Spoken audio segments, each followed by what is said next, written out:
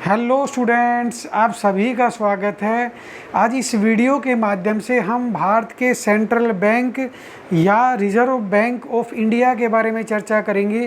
क्या आरबीआई एक constitutional body है या नॉन कॉन्स्टिट्यूशनल बॉडी है या ऑटोनोमस बॉडी है या स्टैच्यूरी बॉडी है या वैधानिक संस्था है। तो इन सभी क्वेश्चंस के ऊपर जो है इस वीडियो के माध्यम से हम चर्चा करेंगे। तो हम चर्चा की शुरुआत करते हैं कि भारत में आरबीआई या रिजर्व बैंक ऑफ इंडिया का निर्माण कैसे हुआ। तो भारत में आरबीआई का निर्माण आरबीआई एक्ट 1934 के द्वारा एक सेंट्रल बैंक के रूप में हुआ। आरबीआई अधिनियम 1934 के द्वारा भारत के केंद्रीय बैंक आरबीआई की स्थापना हुई। अब ये जो आरबीआई है ये भारत में कार्य करना इसने कब से स्टार्ट किया। तो भारत में आरबीआई की फॉर्मेशन जो हुई वो 1 अप्रैल 1935 को इस एक्ट के द्वारा आरबीआई एक्ट 1934 के द्वारा हुई।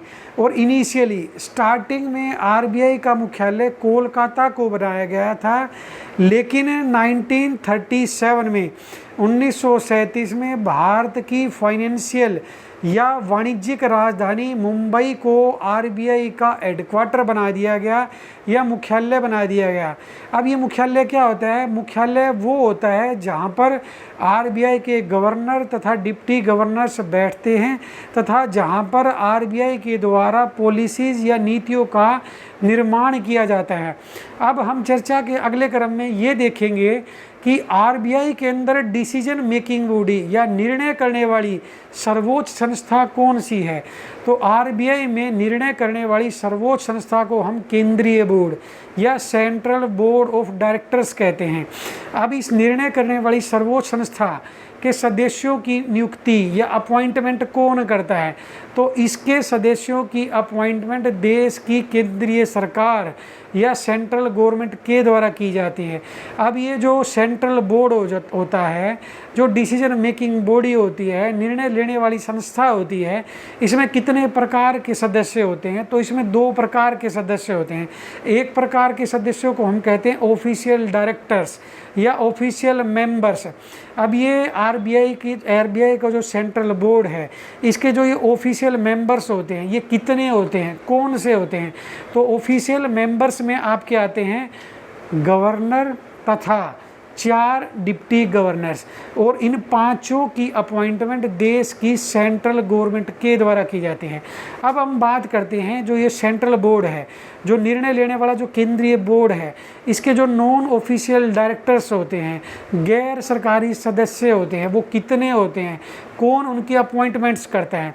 तो सबसे पहले हम बात करेंगे कि जो नॉन ऑफिशियल डायरेक्टर्स होते हैं, इनमें से जो 10 डायरेक्टर्स होते हैं वो अलग अलग क्षेत्रों की कला, साहित्य, विज्ञान या अलग अलग रीजन्स को रिप्रेजेंट करने वाले 10 व्यक्ति होते हैं, और इन 10 की नियुक्ति जो है वो सेंट्रल गवर्नमेंट के द्वारा की जाती है। अब ये जो जो 2 मेंबर्स होते हैं, नॉन ऑफिशियल मेंबर्स होते हैं, ये गवर्नमेंट ऑफिशियल्स होते हैं, और ये इस सेंट्रल बोर्ड में वित्त मंत्रालय के प्रतिनिधि होते हैं, फाइनेंस मिनिस्ट्री के रिप्रेजेंटेटिव्स होते हैं। तो ये नॉन ऑफिशियल मेंबर्स कितने हैं? 12। इन 12 के अलावा भी 4 नॉन ऑफिशियल डायरेक्टर्स होते हैं। वो कहाँ से आते हैं? तो जो ये आरबीआई होता है, इस आरबीआई के भारत के अलग अलग रीजन्स में, अलग अलग क्षेत्रों में 4 लोकल बोर्ड्स हैं, 4 स्थानीय बोर्ड हैं। प्रत्येक स्थानीय बोर्ड या लोकल बोर्ड से एक सदस्य की नियुक्ति केंद्र सरकार के द्वारा नॉन ऑफिशियल मेंबर के रूप में सेंट्रल बोर्ड में की जाती हैं। अब ये 4 रीजन कौन कौन से हैं आरबीआई के? तो एक को हम कहेंगे वेस्टर्न रीजन, एक को कहेंगे हम ईस्टर्न रीजन, एक को नॉर्दर्न रीजन और एक को साउदर्न रीजन, दक्षिणी क्षेत्र। अब ये जो 4 रीजन्स हैं या 4 लोकल बोर्ड्स हैं 4 स्थानीय बोर्ड हैं, इनके हेडक्वार्टर्स कहाँ होंगे? तो जो आपका उत्तरी क्षेत्र होगा या जो उत्तरी रीजन का जो बोर्ड होगा उसका हेडक्वार्टर होगा नई दिल्ली में, और जो साउदर्न रीजन है उसका जो लोकल बोर्ड है उसका हेडक्वार्टर होगा चेन्नई में, और जो ईस्टर्न रीजन है जो पूर्वी क्षेत्र है उसका कोलकाता में, और जो आपका वेस्टर्न रीजन है उसका हेडक्वार्टर मुंबई में होगा। तो इन 4 लोकल बोर्ड से प्रत्येक बोर्ड से एक सदस्य की नियुक्ति इस सेंट्रल बोर्ड में की जाती है। अब हम ये देखते हैं कि ये जो सेंट्रल बोर्ड है इसमें टोटल मेंबर्स कितने होंगे। तो हमने देखा 1 होगा गवर्नर, 4 होंगे डिप्टी गवर्नर्स, 10 मेंबर्स ये अलग अलग रीजन्स को रिप्रेजेंट करेंगे, और 2 मेंबर होंगे आपकी फाइनेंस मिनिस्ट्री के रिप्रेजेंटेटिव्स, और 4 जो है ये आरबीआई के 4 रीजन्स को रिप्रेजेंट करने वाले लोकल बोर्ड्स के नुमाइंदे, उनके रिप्रेजेंटेटिव्स होंगे। तो अब ये टोटल कितने मेंबर्स हुए सेंट्रल बोर्ड में? 1 और 4 5 और 10 15, 2 17 और 4 21, तो 21। So there are 21 members in the central board of directors, and the central board is the highest body to take decisions in the RBI. तो RBI के अंदर डिसीजंस कौन लेता है? Central board. और उन डिसीजंस को इम्प्लीमेंट एग्जीक्यूट कौन करता है, क्रियान्वित कौन करता है? RBI का गवर्नर, क्योंकि RBI के अंदर सर्वोच्च पद गवर्नर का होता है। और ये जो गवर्नर और जो डिप्टी गवर्नर्स होते हैं ये फुल टाइम मेंबर्स होते हैं। इनकी अपॉइंटमेंट जो है वो सेंट्रल गवर्नमेंट के द्वारा 4 साल के द्वारा की जाती है।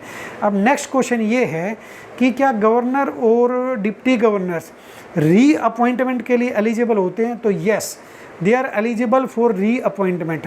नेक्स्ट क्वेश्चन कि ये जो गवर्नर और जो डिप्टी गवर्नर्स होते हैं इनके वेतन और भत्तों का निर्धारण कैसे किया जाता है? तो इनके वेतन और भत्तों का निर्धारण, उनका डिसीजन जो है वो सेंट्रल बोर्ड के द्वारा केंद्र सरकार की सहमति से किया जाता है। अब नेक्स्ट क्वेश्चन कि क्या ये गवर्नर तथा डिप्टी गवर्नर्स को अपने पद से हटाया जा सकता है? तो हाँ, इसको सेंट्रल गवर्नमेंट हटा सकती है, और सेंट्रल गवर्नमेंट को इन सदस्यों को हटाने का अधिकार आरबीआई एक्ट 1934 से प्राप्त हुआ है।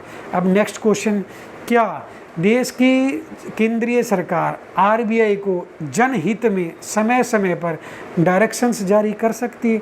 तो हाँ, इसका जवाब होगा यस। सेंट्रल गवर्नमेंट आरबीआई को जनहित में, पब्लिक इंटरेस्ट में टाइम टू टाइम डायरेक्शंस जारी कर सकती है, और केंद्र सरकार को ये अधिकार प्राप्त होगा आरबीआई एक्ट 1934 से। अब 10 अक्टूबर 2021 को यूपीएससी प्रीलिम्स का जो पेपर हुआ उसके सेट ए के अंदर जो फर्स्ट क्वेश्चन था वो आरबीआई की स्ट्रक्चर के ऊपर था। तो अब हम इस चर्चा के बाद इस चर्चा को और ज़्यादा क्लियर करने के लिए उस क्वेश्चन के ऊपर चर्चा करते हैं जो सेट ए का पहला क्वेश्चन था। ये क्वेश्चन क्या कह रहा है कि कंसीडर द फॉलोइंग स्टेटमेंट्स, कि निम्नलिखित कथनों के ऊपर विचार कीजिए। अब ये फर्स्ट स्टेटमेंट क्या है? The governor of the reserve bank of India is appointed by the central government. तो अभी हमने देखा कि गवर्नर तथा डिप्टी गवर्नर्स की अपॉइंटमेंट कौन करता है? Central government. तो ये आपका ऑप्शन क्या होगा? राइट। अब हम नेक्स्ट क्वेश्चन ऑप्शन देखते हैं।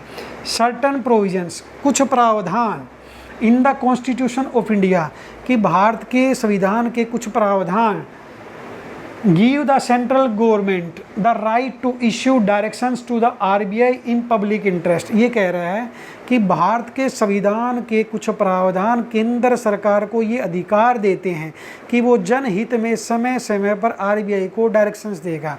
तो केंद्र सरकार को ये अधिकार भारत के संविधान से नहीं, आरबीआई एक्ट 1934 से प्राप्त होता है। तो ये आपकी स्टेटमेंट होगी रोंग।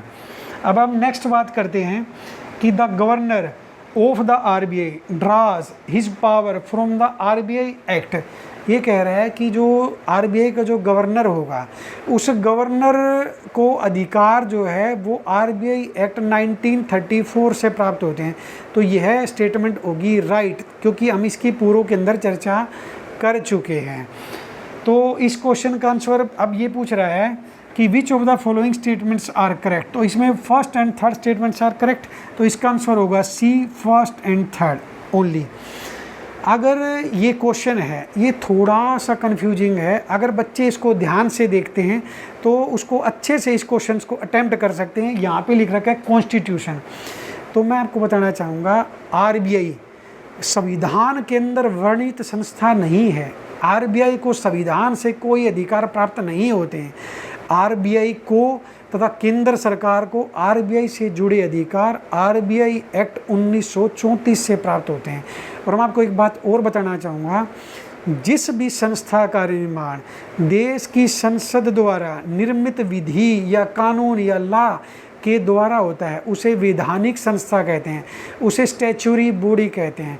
और जिस संस्था का वर्णन या जिस संस्था को अधिकार देश के संविधान से प्राप्त होते हैं उसे हम कॉन्स्टिट्यूशनल बॉडी कहते हैं। तो ये कितने प्रकार की संस्थाएं होती हैं, इन सभी की डिटेल चर्चा जो है हम नेक्स्ट वीडियो में करेंगे। तो उम्मीद करता हूँ कि ये जो आरबीआई का जो कंसेप्ट है ये भली बात ही आपको क्लियर हो गया होगा।